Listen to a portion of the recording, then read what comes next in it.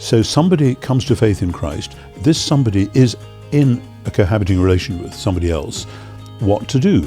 The church ought to be constantly in the business of reminding people how to do moral discourse. Homosexuality is a 19th century construct, and in particular it's a modernist construct. It's an essentializing construct which comes out of modernism rather than postmodernism. These are genuine, dear people who one loves and wants to help and affirm and so on. However, as with some other styles of behavior, if I as a pastor see somebody doing something which I deeply and with care believe is really destructive in some way, I need to say something about that. I have grandchildren now.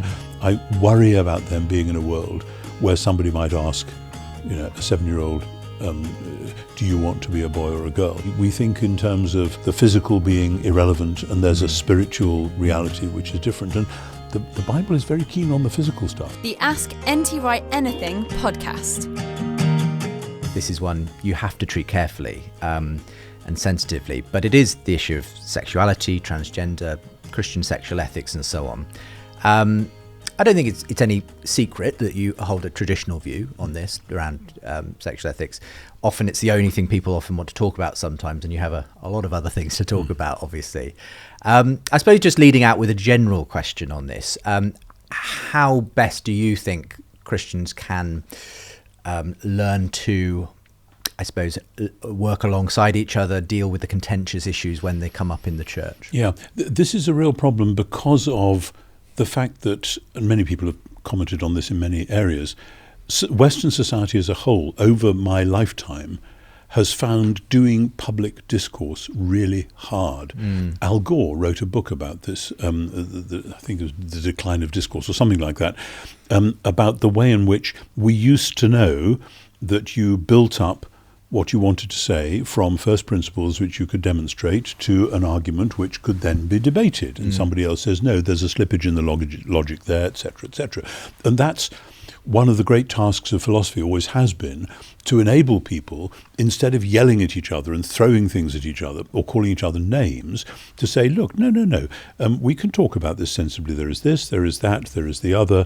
Now, how do we put that together? And if somebody else wants to say, no, you're doing it wrong, let's have that discussion. And I have always, in whatever sphere of life I've been a let's have the discussion person. And I bitterly regret the way in which now things get hugely polarized and people accuse one another of phobias or victimization or whatever it may be, so that it becomes almost impossible to express a moral view. And that's at the heart of it. And I think the church ought to be constantly in the business of reminding people how to do moral discourse.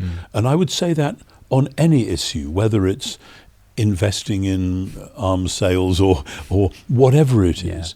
And the church itself hasn't been good at it, tragically, because we are taught, Paul insists on it, to be transformed by the renewing of our minds. And in that same passage, Romans 12, Paul goes on and says, if it's possible, so far as it lies with you, live at peace with all people.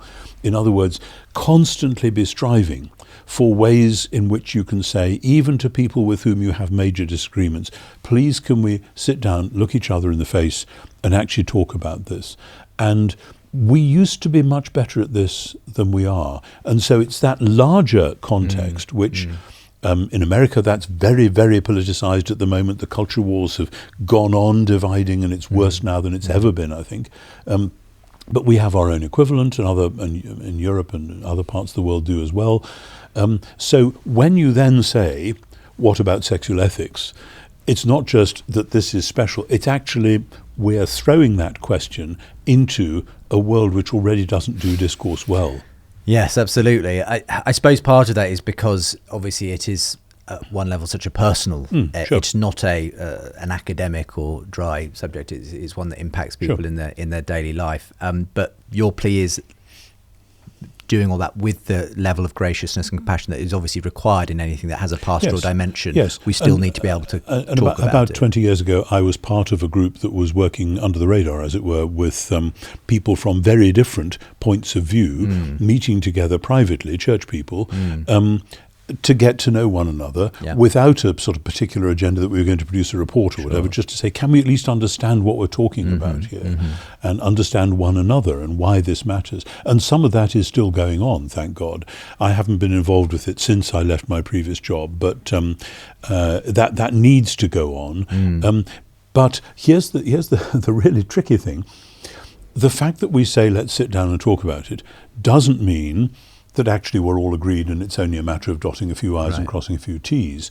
It's like John Henry Newman once said that there are two types of disagreement. There's disagreements about words and disagreement about things, that often you and I will in fact agree, but you use a particular word which I don't like, and I use a word that you don't get what I'm meaning. And when we tease that out, we say, oh, I see, we're really in agreement. Fine. But there are other things which, when we cash them out, we really are saying, no, this actually is a deal breaker. And then the question is, how do you say what is a deal breaker within the church? And obviously within the early church, there were lots of things that some people thought were deal breakers that others didn't. And that's, we're on the same page, except with a different set of issues. Our questions for today.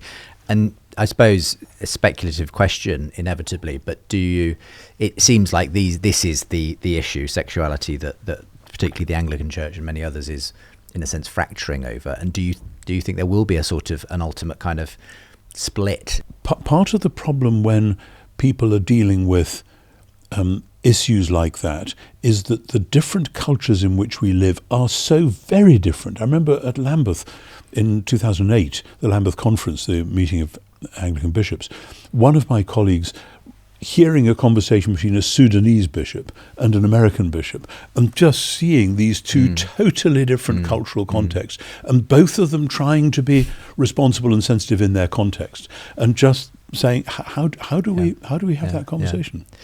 Well, we'll get to one or two of the questions on some of the really contentious issues in a moment. Let's start though in a sense with something somewhat simpler, not necessarily. Emily in London wants to know, when it comes to, say, a heterosexual Christian who is perhaps a new Christian, but has just come into the church, but is still in a cohabiting relationship, and what would your counsel be to that person and that church if you take a sort of traditional view on Christian sexual ethics? Should they immediately abstain from any sexual relations, live apart? What will the impact be then on that relationship they've had? Is that too much to ask?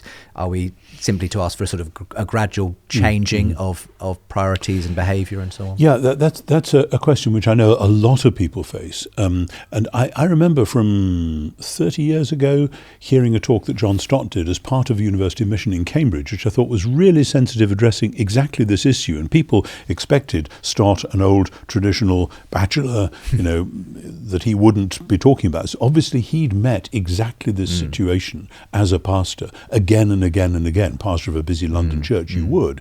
This would be in the 1970s or 80s. And his counsel was, so somebody comes to faith in Christ, this somebody is in a cohabiting relation with somebody else, what to do? Some rigorists might say, oh, well, you've got to leave at once, get out. And he said no. He said, you are already bonded with this person, and now you need pastoral help to see how the bondedness that you two now have can best be part of God's future for you both from here on. And with that pastoral help, it might be that the other partner would say, actually, what you've got with this Jesus stuff is so amazing, I want it too, and let's work on that. Or they might say, if that's the way you're going, I'm not having any of that. And that might precipitate a change in the relationship. And in the meantime, the pastoral sensitivity, you're not starting from cold, you're not starting from scratch. At the same time, I would say this, our culture is absolutely soaked to the bone in Aphrodite worship. What do you mean by that? there is the goddess of erotic love, Right.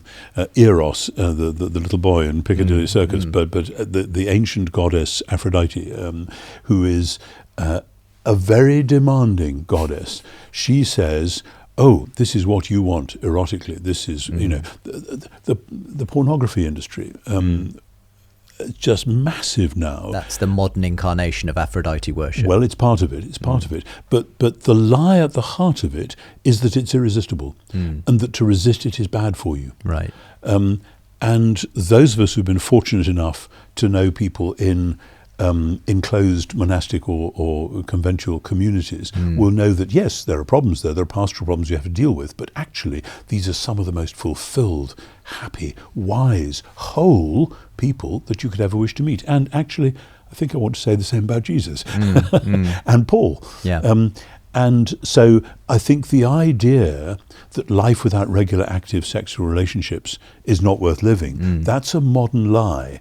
So if it was the pastoral thing to say to this couple, well, maybe while this turbulence is going on, you might find it better actually, simply, you maybe still live in the same house or whatever, but you might find it okay to refrain while we sort this out.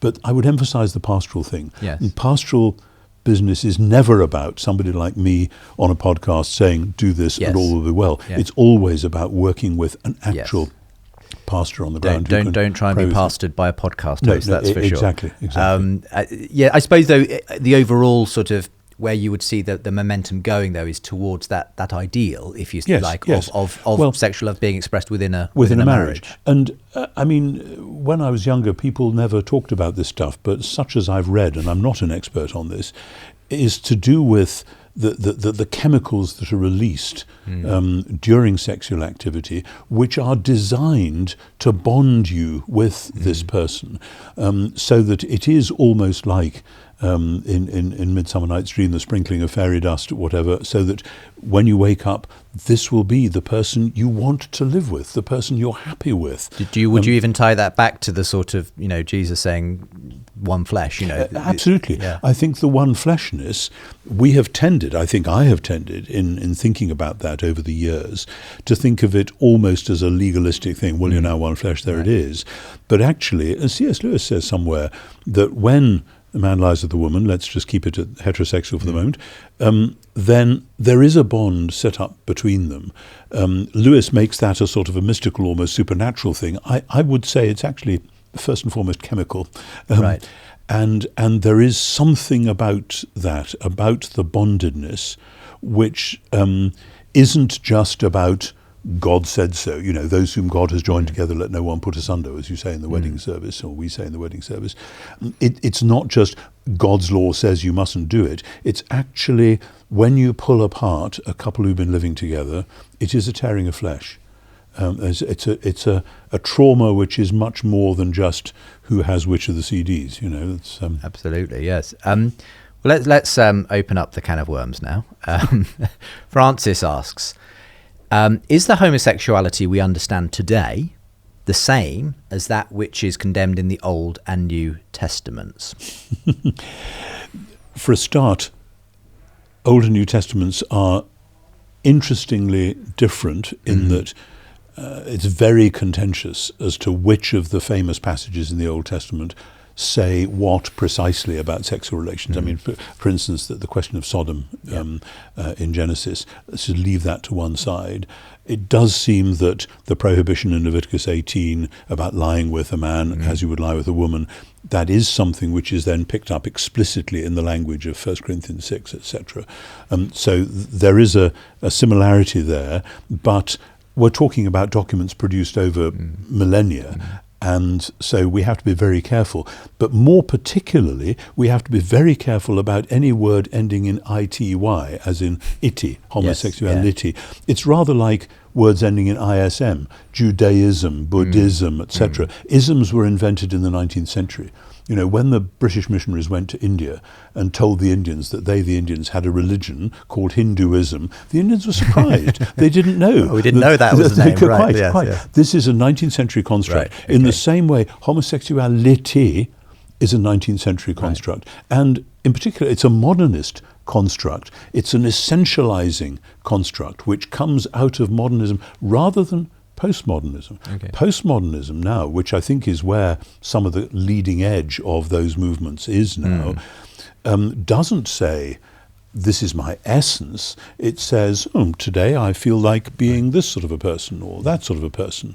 And it's fluid in that sense. It's much more fluid. And I think that's where the leading edge is, which is ironic because in the church, often people talk as though we were all signed up to an essentialized view. But actually, essentializing is not where the culture is at now. I think we're behind on that. But then here's the key thing. I'm an ancient historian first and foremost. When I approach these texts, I read Greco-Roman sources and I try and understand how the New Testament would have impacted in that world. One of the poets that I really enjoyed reading when I was at school is the rather scurrilous Latin satirist Juvenal. No doubt, as many schoolboys did, you enjoy Juvenal for all the wrong reasons, and you have an expurgated text in the back of the classroom. You have an expurgated text in class, but then you know where to find in the library the thing with all these strange Latin words, and you look them up and, oh my goodness, was that what they got up to? And Juvenal, in Satire 9, describes very clearly what you might call the gay scene in Rome. And it isn't a matter, as people have often said, of powerful men exploiting boy slaves, etc. That happens as well, of course, but it's also very much a matter of some long-term partnerships and also a lot of people who Juvenal describes in lavish detail, who choose what Juvenal describes as the female role in homosexual behavior. In other words, there's nothing that we know about actual behavior that they didn't know. And so just to square that circle, very often the contention is among some people that, well, what Paul describes and prohibits in certain of his letters in terms of that behaviour, well, he's referencing some kind of, as you say, pederasty, exploitative temple, prostitution, whatever. Well, that's all completely different to what we consider to be loving, faithful homosexuals. That is a view that people have taken. If you read not only the text I've referred to, Juvenal Satires, if you read Plutarch's treatise on love, Plutarch is a near contemporary of Paul. If you read Plato's Symposium, which is a discussion of love, okay, that's written a few hundred years before Paul, but Plato is one of the go-to authors. Homer is the Old Testament for Greek civilization, Plato is the New Testament. And if you look at the school curricula of the time, Plato is widely read. And the Symposium has all kinds of relations, including long-term, faithful, stable partnerships. So the rather trivial suggestion that, this was all exploitative thing, and now we have something quite different. Historically, that won't work. Let me say, I would expect that many historians of many persuasions would agree with me on this, and that doesn't then foreclose the issue as to what you do with it. Because in many church circles, people will say, at that point, we're just going to disagree with Paul. And fine, that raises quite other issues. And then you have to start talking about the integration of what Paul says in these very small passages, and they are small passages, obviously, with all the other things he's doing. And then it's about creation and about the redemption of creation. And that's what's really at the heart of it. Many more issues we could unpack, but we'll leave them for now and move it into a different can of worms. I had a number of different questions on this actually come in from different people, like Carol in Arizona, for instance, the question of transgender. And that in a sense, if the sexuality issue has kind of come on a pace, I think the transgender issue has more than doubled the in terms of the rapid changes in society and culture. I suspect a lot of that's to do with the sort of technological age we live in and the way things can spread so incredibly fast these days. But rather than comment on specific pastoral issues that some people have written in about, which obviously you're not in a position to really speak into, I did notice that you did sort of put your head above the parapet, let's say, in the Times a year or two ago, commenting on a couple of articles and issues that had come up there. And this was the letter you wrote, and I'd just be interested in you expanding on your comments on this. Perhaps I should say one of the articles that I was commenting on was by Hugo Rifkind, yes, who's son of former Foreign Secretary Malcolm Rifkind. And Hugo, I think, is basically a secularist who's just observing the scene rather than taking a particular moral line. These were just sort of cultural sort of analysis type pieces. In fact, in whether they filled it in for you or you did, it's mentioned here anyway. Okay. It says, "Sir, the articles by Claire Foges, I think, Gender Fluid World is muddling young minds, and Hugo Rifkind, Social Media is making gender meaningless, and the letters about children wanting to be pandas, dogs or mermaids, show that the confusion about gender identity is a modern and now internet-fueled form of the ancient philosophy of Gnosticism. The Gnostic, one who knows, has discovered the secret of, quote-unquote, who I really am, behind the deceptive outward appearance, in Rifkin's apt phrase, the ungainly, boring, fleshly one.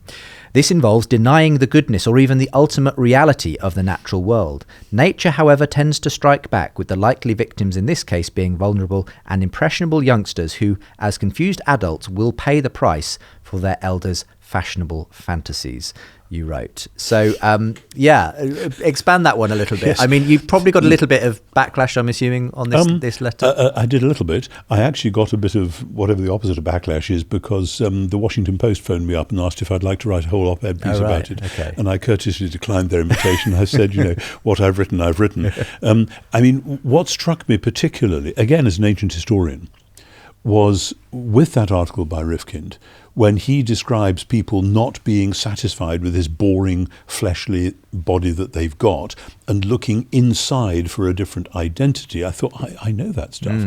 That there's a lot of that in the 2nd and 3rd centuries.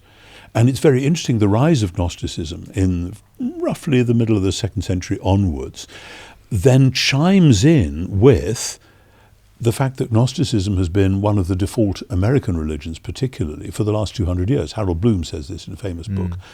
In other words, and you find it in Jung and other psychologists, the idea that who I really am is what I discover when I look deep inside my heart. And then I discover. And then if I look at my body, oh dear, this doesn't quite match. Well, we've got to do something about it.